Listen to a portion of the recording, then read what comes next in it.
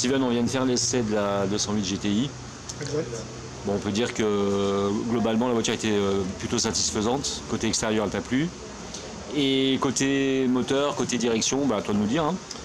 C'est vrai que niveau esthétique du véhicule sportif compact, on dira, de la 208 GTI, et très belle finition extérieure, petit béquet, c'est écrit Peugeot Sport à l'arrière, GTI, c'est vrai que ça donne envie. Et puis bon, niveau motorisation, c'est un moteur qui développe quand même 208 chevaux dans les environs. Et, il faut être dans une bonne plage d'utilisation pour vraiment profiter max du moteur et du châssis, mais c'est vrai que c'est assez agréable.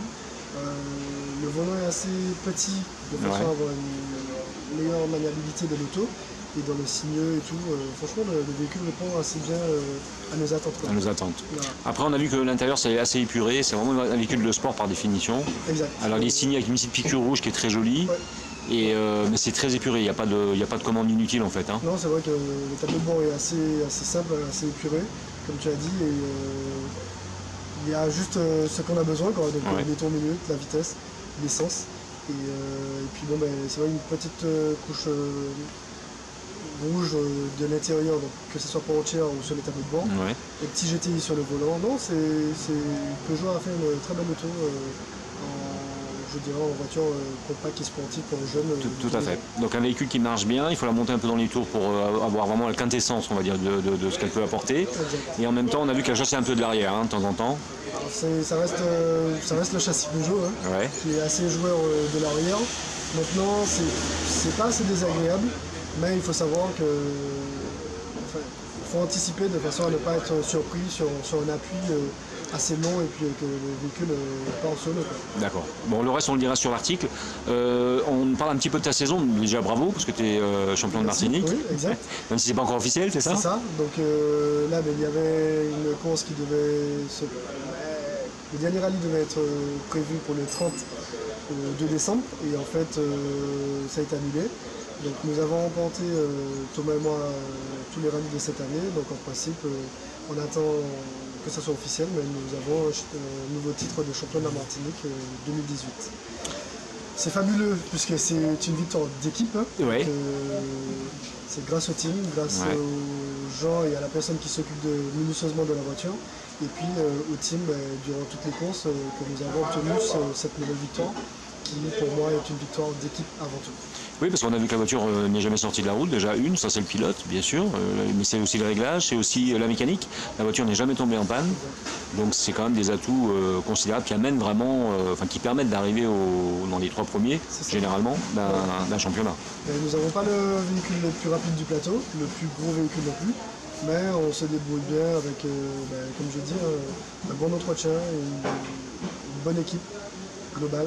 Et puis après, c'est à Thomas, mon copilote, de me dicter correctement mes notes et à moi aussi de ne pas me tromper non plus sur mes pointages lors des reconnaissances. Ce qui fait que pour l'instant... Pour l'instant, vous en sortez quand même assez bien. Alors ça préaugure d'une super année 2019, mais en même temps, tu vends ta voiture. Alors on se demande comment tu vas faire. C'est vrai, elle est en vente.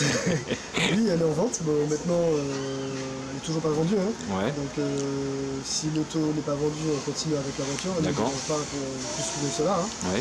Maintenant, c'est vrai que sur 5 ans de participation, nous avons passé 2 gammes de R2, on dira, et pourquoi pas changer et se faire plaisir sur notre véhicule, mais sinon on sera présent quoi que ce soit sur donc c'est pas encore un scoop, mais ça peut le devenir, si jamais la voiture est vendue, Steven Roseman sera sur un autre véhicule l'année prochaine, peut-être.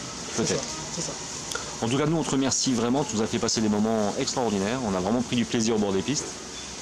Et on vous attend avec impatience l'année prochaine, dès le mois de mars. En tout cas, merci Grand Automobile et puis merci à Peugeot pour l'essai de la 208 GTI aujourd'hui. Merci à toi, Steven. À très vite.